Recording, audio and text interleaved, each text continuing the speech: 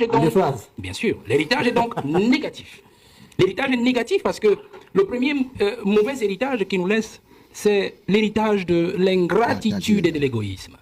C'est-à-dire le président de la République a été toujours un homme ingrat et égoïste avec tout ce qu'il a gouverné, avec tout ce qu'il a nommé. Je cite simplement, nous avons eu un fameux débat sur Ernest Ouandié, par exemple, et où on a vu qu'il n'a jamais accepté que ces gens qui ont combattu dans l'histoire du Cameroun pour la libération politique du Cameroun, parce qu'il ne s'agissait pas d'une autre libération, d'un autre type de libération, que ces gens rentrent définitivement dans l'histoire comme des héros. Parce que la loi d'habilitation qu'il, lui, il signe, il promulgue en 1991, n'est qu'une loi d'habilitation, c'est-à-dire qu'il fait partie, ces gens-là, des tables de maquisards à des citoyens normaux. Mais pourtant, c'était des héros qui devaient être consacrés et reconnus par la nation. Et on va citer comme ça, parce que quand je dis ingratitude, même envers son propre père Ahidjo. Alors c'est quand vous regardez un monsieur que Ahidjo a adopté. Ahidjo a adopté Paul Biya depuis 62, l'a confié à Ete Kimboumoua, l'a récupéré en 68, secrétaire général, après, bien avant ça, c'était directeur de son cabinet. Et puis en 75, premier ministre, et il donne le pouvoir en 82.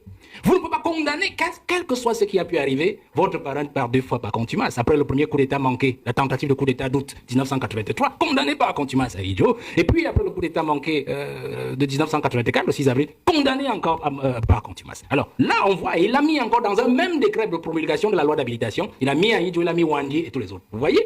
Donc il y a un problème d'ingratitude. Et c'est ce qui nous affecte aujourd'hui, même sur le plan de la mystique nationale, la mystique gouvernementale de ce pays. La mystique sociologique. Parce que lorsque vous enfreignez les règles morales, il a parlé tout à l'heure du respect des aînés. Nous ne pouvons avoir qu'un pays obscur, devant nous un avenir obscur. Parce que le père de la nation, Ahidjo, n'a jamais été restauré dans ses droits.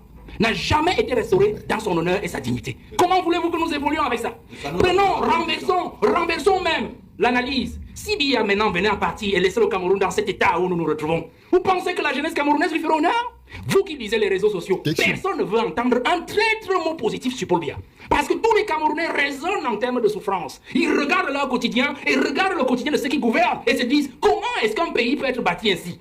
Des gens qui sont heureux, des imbéciles heureux qui nous dirigent, et du peuple qui travaille tous les jours et dont la sueur de son front est utilisée par des individus qui les dirigent. Voilà, aujourd'hui, personne ne va entendre un traître mot. Donc si Biya s'en va en laissant le pays à l'heure actuelle, il subira la même ingratitude qu'il a fait subir au président Ahidjo jusqu'aujourd'hui. Nous souffrons de ça. Donc vous comprenez que si je fais une parenthèse sur la survie du pays, nous entrerons, la première chose que le prochain président doit faire, c'est de restituer l'honneur du président, l'honneur de la dignité du président Ahidjo. Pour que le Cameroun ait un avenir radieux, où s'ouvrent des horizons. L'autre héritage, donc, quand je reste dans l'égoïsme, l'héritage d'égoïsme, il nous a laissé un pays, il est en train de nous laisser un pays de népotisme, où on dirige avec ses enfants, on dirige avec son épouse, on dirige avec les neveux. Et on parlait du sous-sol camerounais qui est intact. Bon d'accord, moi je suis d'accord avec le professeur, parce qu'en fait, ce qu'ils sont en train de faire dans nos brousses à l'est et partout dans le sud, ils sont en train de gratter le sous-sol, parce qu'on n'en a plus que ça. Mais on dit, l'honorable a dit, on a préservé notre sous-sol de l'appréhension de l'étranger. D'accord, je suis d'accord.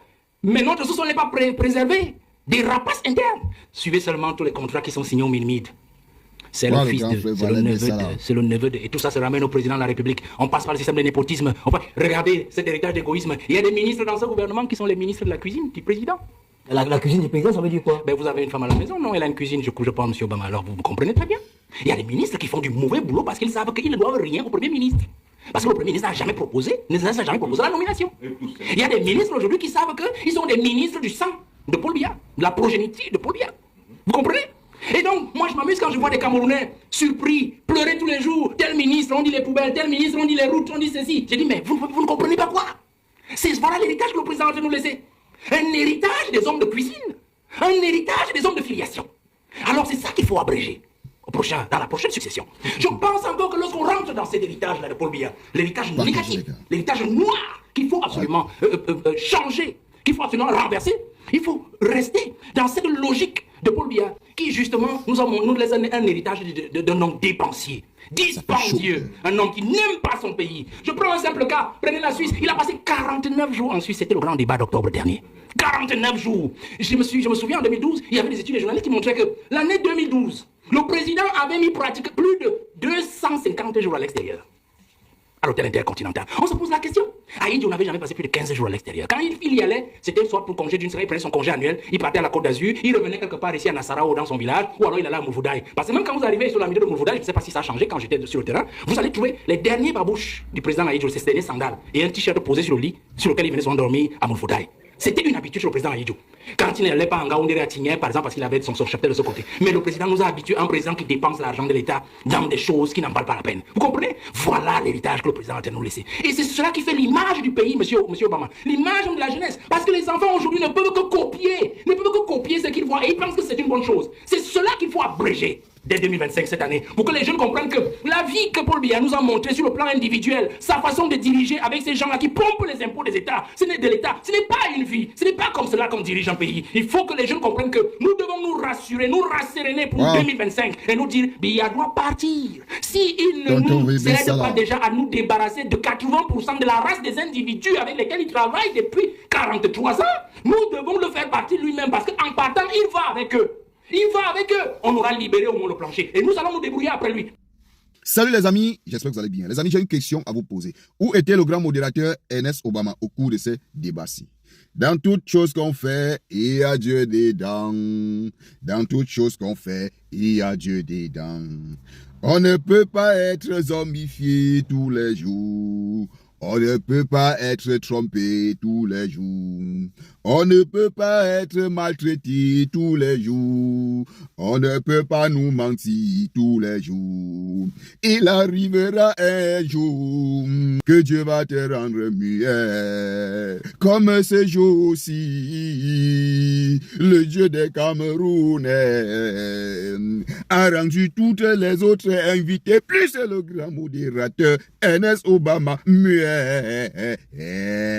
Les amis, dans tout ce qu'on fait, il y a Dieu dedans. On peut te tromper tous les jours, tous les mois, tous les années, mais pas toute la vie. Regardez les amis, je me pose la question, comment est-ce que le grand frère Valé Bessala a délivré les Camerounais et le Cameroun et Ernest Obama et les RDP6 qui étaient sur le panel, ils sont restés muets. En tout cas, les amis, j'ai appris que cet entretien-ci a valu la suspension d'un mois de travail à Ernest Obama. Moi, je dis que les gens là, même les gens de CNC là, vraiment, ça dit vous jouez avec notre gueule ou bien c'est comment? Vous blaguez avec nous ou bien c'est comment? Ernest Obama a dit des choses crues sur nos frères et sœurs du Nozo. Est-ce que je vais encore vous répéter ici? Vous ne l'avez pas sanctionné, vous n'avez rien fait. Mais parce qu'il a laissé Valé Bessala dire la vérité et vous vous fâchez. Les amis, je vais vous dire la complication que nous avons avec nos grands frères intellectuels. Après avoir, nous, passé une bonne séance de dézombification, de délivrance, comme le grand frère a fait à l'endroit des Camerounais, quand tu vas écouter le grand frère le lendemain dans un autre débat, tu vas te poser la question, est-ce que c'est le même grand frère que j'ai déroulé le tapis rouge hier dans un autre débat? C'est ça qui est compliqué même. C'est ça qui est compliqué. Nous avons des intellectuels, là, ça ne souffre de rien. Mais leur prise de position envers le Cameroun, le peuple camerounais, ça... Voilà, rien n'est assuré. Rien n'est assuré. Rien n'est assuré. Sinon, le grand frère, il a la matière grise. Il a la matière grise. Il va faire des sorties, aligner au moins 10 sorties. Il va parler de ce que tu vois, les faits de société. Donc, ça dit les problèmes. Il va décortiquer le problème du Cameroun que tous les Camerounais voient, même les étrangers voient. Mais, après, il va mixer encore avec quelque chose que, bon, voilà, tu vas te dire, mais le grand, si il vit encore au Cameroun, il est né au Cameroun, ou bien il a seulement appris l'histoire du Cameroun. Or, c'est un Camerounais vivant au Cameroun qui connaît l'histoire du Cameroun. En tout cas, qu'est-ce qu'on va faire les amis? On va juste faire avec, partager ce qui est bien, c'est de ça qu'il s'agit. Les amis, abonnez-vous massivement sur ma nouvelle page Facebook Zéphirin Omer TV. Partagez massivement les amis, je compte sur vous.